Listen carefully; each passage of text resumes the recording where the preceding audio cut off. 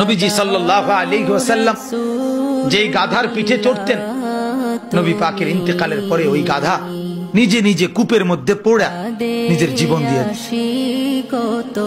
নবী সাল্লাল্লাহু আলাইহি সাল্লামের ইন্তেকালের পরে যেই উটনি, আল্লাহর নবী সাল্লাল্লাহু আলাইহি সাল্লাম উটনি মানে মহিলা জাতের উট, এই উটনিতে চড়তেন। সেই উটনি জান্নাতুল বাকি কবরস্থানের পাশে গিয়ে এমন ভাবে বসছে, একটানা 2 সপ্তাহ কোনো খাদ্য খাবার না খেয়ে, এক ঢোক পানিও না খেয়ে নিজের জীবন নিজে দিয়ে দিছে, মরে গেছে রাসূলের বিরহে। হযরতে আব্দুল্লাহ ইবনে যায়েদ ইবনে আব্দ রব্বিহি নবীজির একজন সাহাবী। সর্বপ্রথম আজানের যে বাক্যগুলো যিনি স্বপ্নে দেখছে, এই সাহাবী আব্দুল্লাহ ইবনে যায়েদ ইবনে আব্দ রব্বিহি। এই উনি বাগানের মধ্যে কাজ করতেছিলেন, খেজুর বা আঙ্গুরের বাগানে। এই অবস্থায় ওনার কানে আওয়াজ পড়ছে, সরদারে দো আলম নবীজি ইন্তেকাল করছে। এই কথাটা ওনার কানে আওয়াজ পড়ছে, শুনছে আর কি, নবীজি কি হয়েছে, ইন্তেকাল।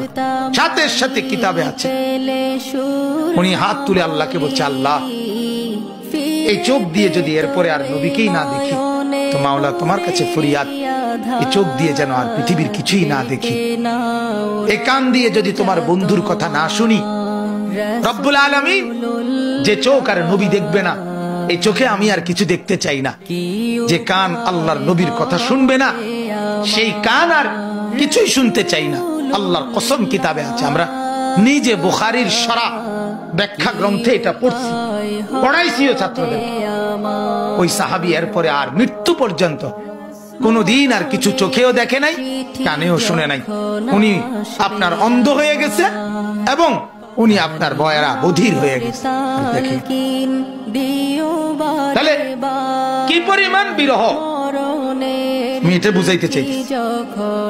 নবী পাক সাল্লাল্লাহু আলাইহি সাল্লাম সেই তাকেও কি যাইতে হইছে, কবরে কবরে যায়। আল্লাহর নবী সাল্লাল্লাহু আলাইহি সাল্লামের রওজা মুবারক কবরে দাফন করার পরে এক লোক বহু দূর থেকে এক ইমানদার আসছিল, এটাও কিতাবে আছে।